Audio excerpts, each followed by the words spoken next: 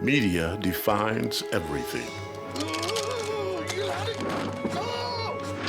It sells, it kills, and irresponsible media is making the lives of Muslims miserable. Today, there are at least 1,250 anti-Muslim movies repeatedly aired by hundreds of channels all year long. Film, television, and radio programming in the world's most influential media market contribute to Islamophobia in America and abroad.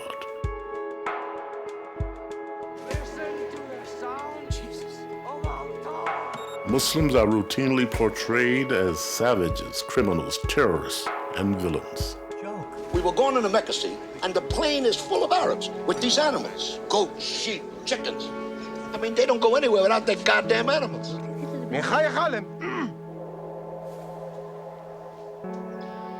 These stereotypes are exploitation and leave a lasting impression on audiences worldwide. How was London? Full of Arabs. I have a weakness for blondes and women without mustaches. In 2008, the media watchdog group Fairness and Accuracy in Reporting pinpointed the Dirty Dozen. This is a reference to America's top 12 leading Islamophobes.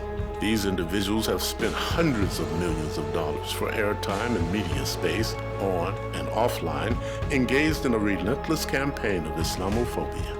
The ongoing bigotry directed at 1.5 billion Muslims has catastrophic and real-life repercussions. Immediately after 9/11, there were only 30% of our neighbors with negative opinion about Islam and Muslims.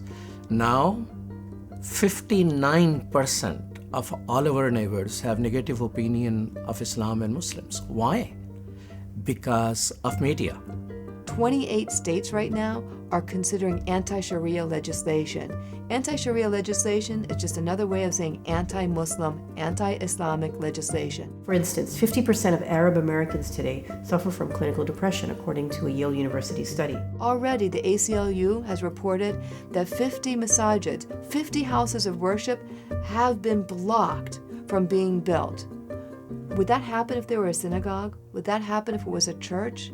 Probably not. When you see only the negative about a particular topic or a particular country or a particular group of people, you naturally will think only negative. This is no one else's challenge than the communities. The Muslim community is absolutely responsible for taking hold of the reins of how we are stereotyped and dehumanized. It's never going to happen by bemoaning other people doing the wrong thing. It's only going to happen as a result of doing the right thing with our own resources and efforts. Many respond defensively to stop this demonization of Muslims. However, one organization has pioneered a proactive approach by developing alternative Islamic media content. That organization is Sound Vision.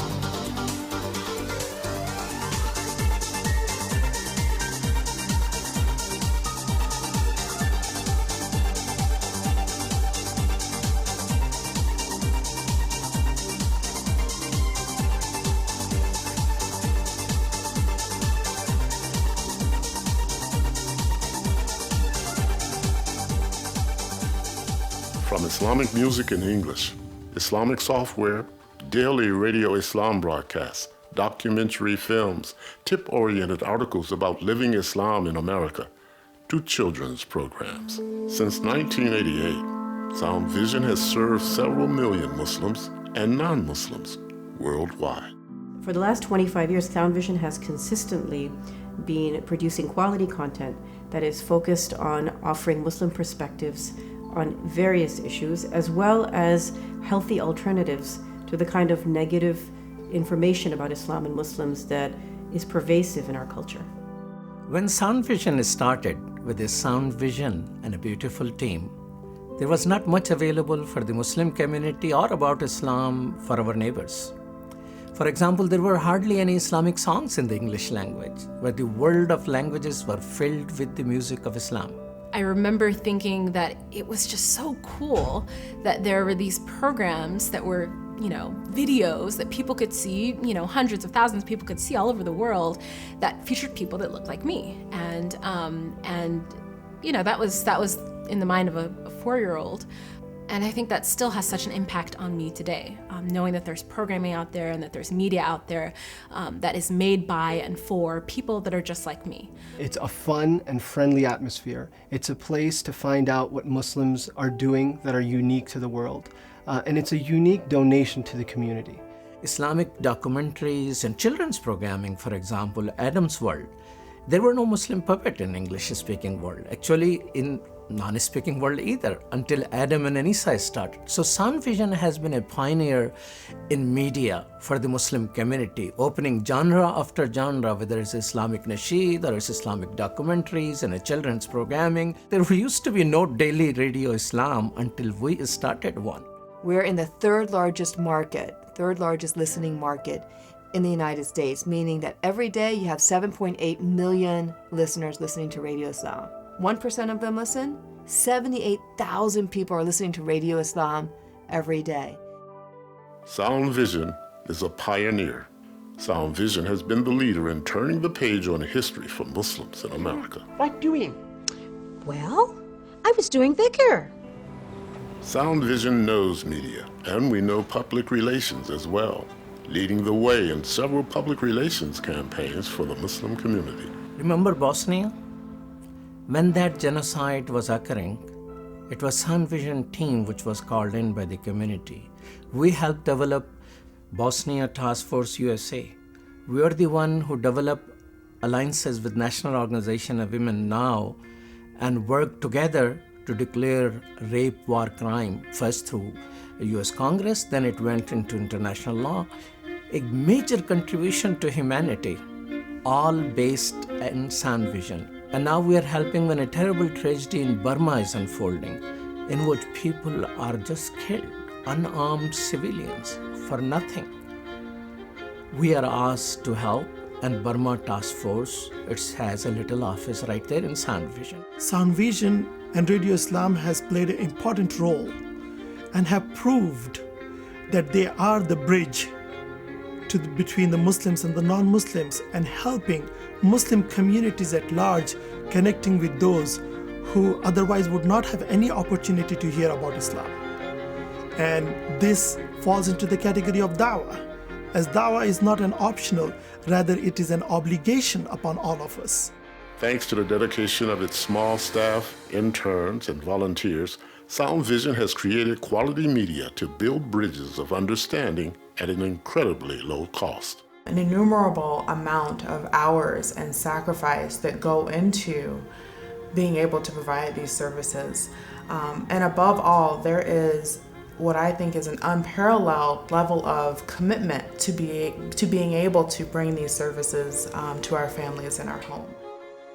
Creating high-value media is not cheap. Media empires that demonize Muslims consume hundreds of millions of dollars. The pro-torture Oscar-nominated film Zero Dark 30 cost $30 million. Unless Muslim interests are actually behind some of these initiatives, including the production of work, not just the lobbying or the influencing of people elsewhere doing the work, then I think you're going to see the same phenomenon continue. So we need that extra element of Muslim interests investing in communications. I'm still humming tunes from, Sound Vision programming, and I still, I go back to that. I go back to those tapes, and I'm looking up the new, songs that are out there, and I'm looking, at the programming that they've got online. I'm looking at the articles that people have really taken a lot of time to write on their website, and it's still relevant to me. But all of them started small, with a studio. Step by step, we can also master the art and science of communications. Now is the time to step up our production to reach a wider audience and help educate people of all faiths and backgrounds. Take off the boxing gloves. I am so sick and tired of the media telling me what my faith is that I'm just ready to push back and push back with the same means. They use the media to go ahead and say what we are. Let's go ahead and use the same means and to correct that misperception and tell the whole truth rather than a half lie. And that's why I think it's so important that we as a community stand behind this commitment and give it the support that it needs to be able to move forward and to be able to flourish, because no one else can do it the way that Sound Vision can. Having a studio is no brainer. It is the necessity, it is the need, it is the must. We must do whatever it takes to provide them with the studio that they need in order for them to be able to deliver the services that they're capable of. We have to shift the view so that people actually see what Islam is all about, what Muslims in America actually represent.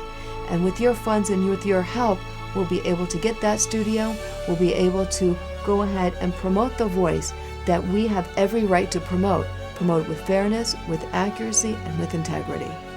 Maybe we need a Muslim version of The Cosby Show. It should not be Sound Vision who should be coming and asking for our help to establish the studio for themselves. It should be us Muslims and communities and mosques in the area asking Sound Vision, what can we do for you? How can we be of any help? And we are never shy to help our community connect with our neighbors with the right messaging, with proper wordings which can connect heart to heart. Sound Vision is ready for it. From enhancing Radio Islam's programming to creating Islamic lessons for the 95% of Muslim youth who are not connected with a master, to development of Muslim TV shows and training programs for more Muslims to work in the mainstream media. Establishing a media studio is the most crucial next step.